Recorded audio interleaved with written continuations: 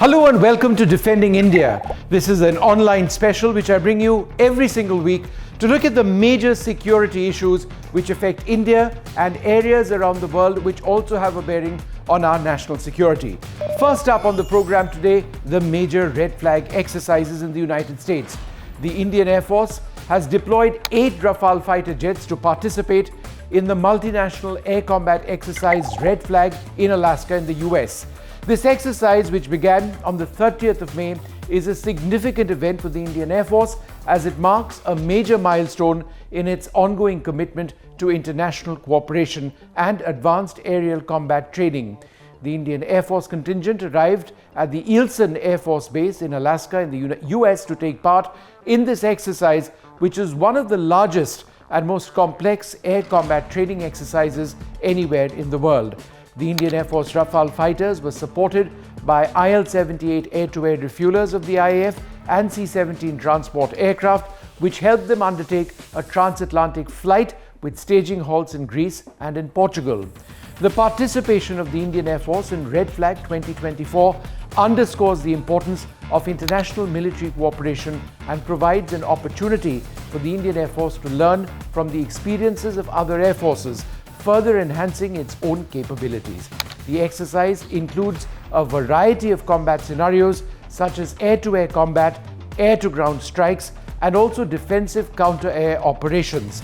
The Rafale is a multi-role fighter aircraft. It's equipped with state-of-the-art avionics and weaponry, making it a formidable platform in any combat scenario. The presence of the Rafale at Red Flag also highlights the Indian Air Force's commitment to maintaining a state-of-the-art and modern, capable fleet.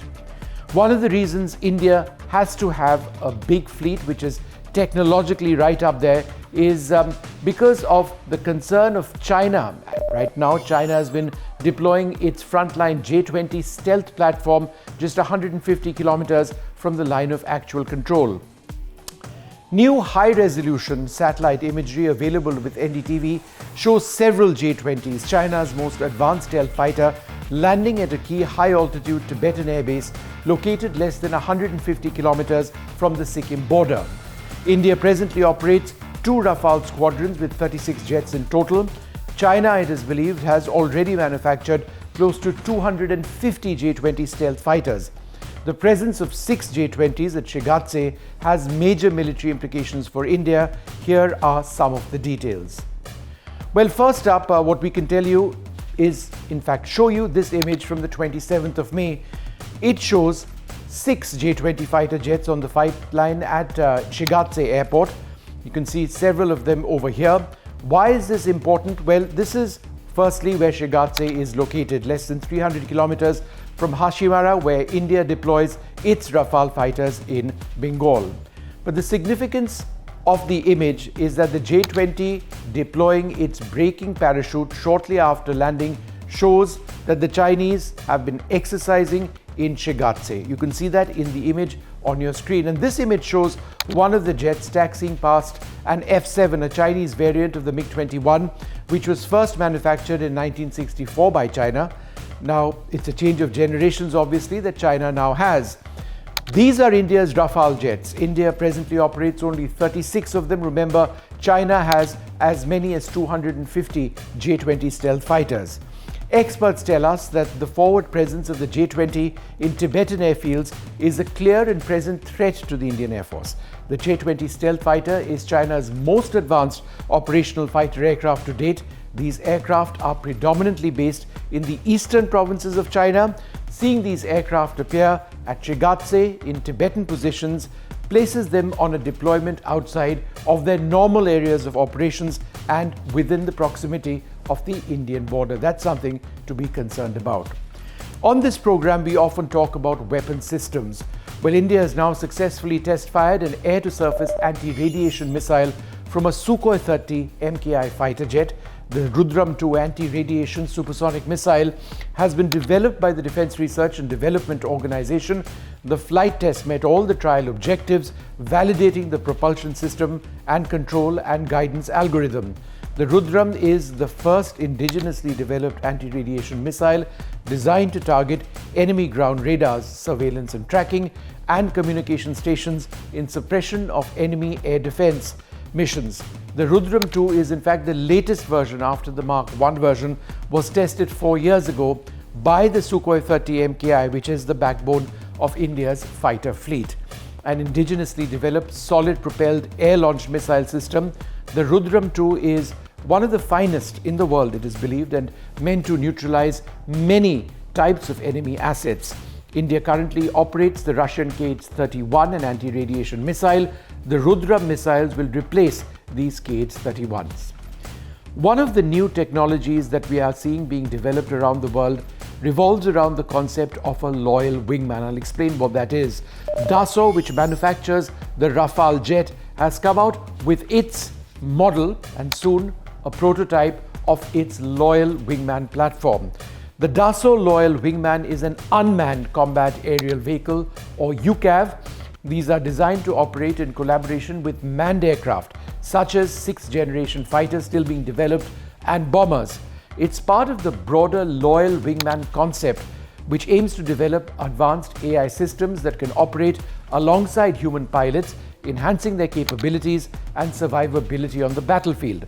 According to reports, the leadership of Airbus, which is developing the platform, says the unit cost, which is about 1/3 that of a modern crewed fighter, would add a great deal to modern air forces.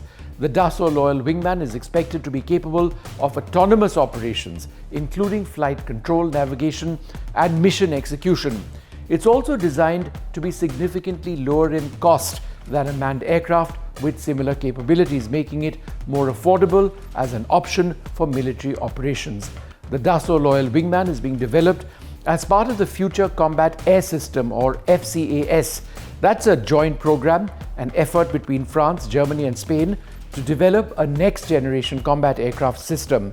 The FCAS program aims to create a system of systems that includes both manned and unmanned aircraft, as well as advanced sensors and communication systems. The Dassault Loyal Wingman is expected to play a crucial role in this FCAS program, FCAS, providing additional capabilities and flexibility to the system. It's designed to operate alongside manned aircraft, providing additional firepower, surveillance, and reconnaissance capabilities. The Indian Navy sees operational deployments of several of their warships in various oceans and seas. One of the most important ones presently is the INS Shivalik. The Shivalik is a frigate, more in the class of a destroyer, some would say. It's departed Singapore.